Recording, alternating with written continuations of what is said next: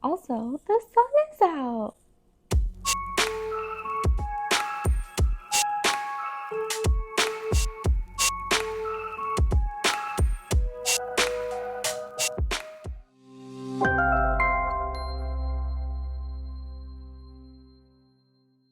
Hi, welcome back to the channel. I hope you're having a magical start to your week. Today we are talking about a true Disney legend, Tony Baxter. We have so much to thank Tony for, and Disney truly would not be the same without his work. If you enjoy while you're watching, please don't forget to give this video a thumbs up and subscribe so you never miss a magical Makeup Monday again.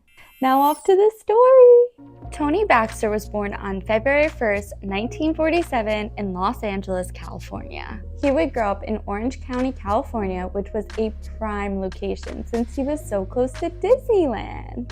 In fact, Disneyland actually opened when Tony was just 8 years old. Tony and Disneyland basically grew up together, which is so cool. As a young boy, Tony would watch the Disneyland TV program and his love for Disney grew. Even at a young age, Tony could be seen in his backyard making up rides and toy models. So sweet! And definitely born to be an Imagineer. Once Tony was the ripe age of 17 and a half years old, he got a job scooping ice cream at Carnation Plaza Gardens in Disneyland. You might be thinking, wow, Grace, you really mentioned such a specific age. Well, that's because that was the youngest a person could be to be hired by one of the park's lessees. Of course, while working there, Tony was so interested and curious about the new and upcoming attractions. Caffeinated and so happy. One exciting attraction that was in the works at the time was Pirates of the Caribbean. Well, one day, Tony went over to the unfinished attraction and happened to come across Imagineer Claude Coates. Coates so nicely gave Tony a behind-the-scenes tour of the incomplete attraction. That would honestly be so cool to get a tour behind the scenes of an attraction that hasn't opened yet by an Imagineer. Like, wow. Bonkers. So cool. In 1969, Tony would graduate from California State University, Long Beach with a BA in art. While Tony was a student at CSULB, he convinced his theater arts professor to allow him to design a Disney attraction rather than visualizing settings for an opera, which was the original assignment.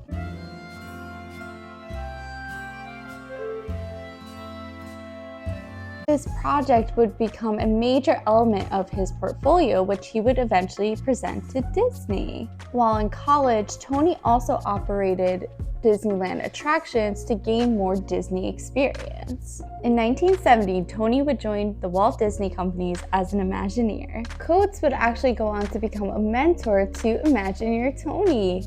We love a full circle moment. Tony was quickly put to the test and was sent over to Orlando, Florida to serve as field art director for 20,000 Leagues Under the Sea. 20,000 Leagues Under the Sea was opened in Magic Kingdom from 1971 to 1994. That's a pretty long and impressive run. From here, Tony's career would absolutely take off, and I am so happy that it did. During this time, Tony and team would bring to life the wildest ride in the wilderness, aka Big Thunder Mountain Railroad, which would open in Disneyland in 1979. As we know, Big Thunder was a massive hit and a Disney World version quickly followed. Over at Epcot, Tony's team was busy working on the Land and Seas Pavilion. Over on the West Coast, Tony and team was busy reimagining a new Fantasyland, which would be reimagined into a European village in 1983. If all that wasn't enough, Tony and team actually had yet another project cooking over again on the East Coast. Does the Journey into Imagination Pavilion ring a bell to anyone? Yep, that pavilion opened the same year as well. I don't think this man got much sleep, and his team. There's always a great team. Tony and team are responsible for bringing characters like Figment and Dreamfinder to life. Mr. Baxter already had an incredibly iconic career, but he did not stop there.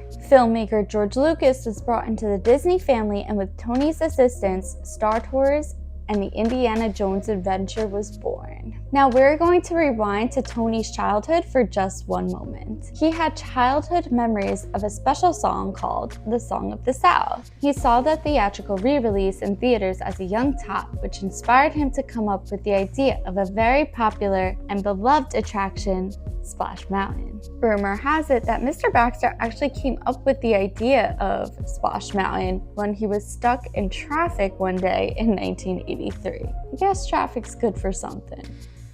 Anyways, as if this wasn't enough, Tony would actually take his talents international. He was responsible for the concept design and creation of an entirely new park over in Paris. So cool. I haven't been inside the Disneyland Paris parks yet, but I hear that it is absolutely stunning. Tony would serve as executive producer of the park until 1992. In 1992, Tony would come back to the US to develop the Westcott Center, then a redesign of Tomorrowland at Disneyland, and work on a slew of projects ahead of the park's 50th anniversary. Tony's projects also included restoration of the Disneyland submarines on Finding Nemo Submarine Voyage, the reopening of an enhanced Sleeping Beauty Castle walkthrough, an upgraded restoration of Great Moments with Mr. Lincoln, Star Tours The Adventure Continues, and Fantasy Fair. Incredibly talented, and like I said before, this man was really born to be an Imagineer. I am so grateful. On Tony's 66th birthday, on February 1st, 2013, Tony announced that he would be stepping down as Senior Vice President of Creative Development within Imagineering. Tony remains a creative advisor to the newer generation of Imagineers, and he's a mentor to them as well. In May of 2023, Tony visited Disneyland to bid farewell to his beloved Splash Mountain. He got to ride his attraction one last time. Splash Mountain is being reimagined to Tiana's Bayou Adventure. Tony is overseeing the creative process for the reimagined ride. Quote, "The attraction will be one to be proud of. I look forward to being a part of a new adventure in Disney magic and fun." End quote. Tony Baxter. Tiana's Bayou Adventure is set to open on both coasts this summer. Now I wanted to highlight some nods to Tony that can be found in the parks today. In the queue for Big Thunder, one can see a portrait of Barnabas T. Bullion, who was made in the likeness of Tony Baxter. Additionally, it is said that Big Thunder Mountain is actually a nod to Tony Baxter as well. You see BT mirrors TB. The M makes a turn and becomes a W to honor his middle name, Wayne. I love that, so fun.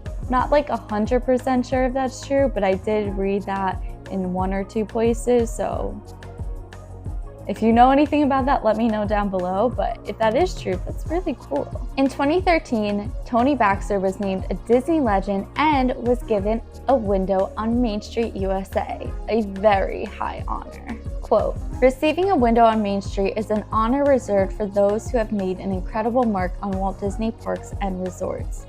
It's a subtle yet significant in-park tribute to the people who have lent their talents, passion, and creativity to making our parks and resorts a place where dreams become reality. Tony has taken us on some incredible journeys over the years and has amassed a remarkable legacy, one now marked with tangible recognition of all his efforts." End quote. Tom Staggs, Walt Disney Parks and Resorts Chairman. You can find Tony's window on Main Street, USA in Disneyland above Main Street Magic Shop. Main Street Magic Shop. Main Street Magic Shop. It states, "Main Street Marvels, Tony Baxter, inventor. Quote, imagination is in the heart of our creations." End quote. That last part was a nod to One Little Spark, which was a song specifically created for the Imagination Pavilion. Tony Baxter, from the bottom of our hearts, thank you for all that you have done. You have created millions of smiles across the world. Well, friends, I hope you enjoyed today's story. If you enjoyed while you're watching, please don't forget to give this video a thumbs up and subscribe so you never miss a Magical Makeup Monday again. I hope you have a magical rest of your week, and I will see you all later. Bye.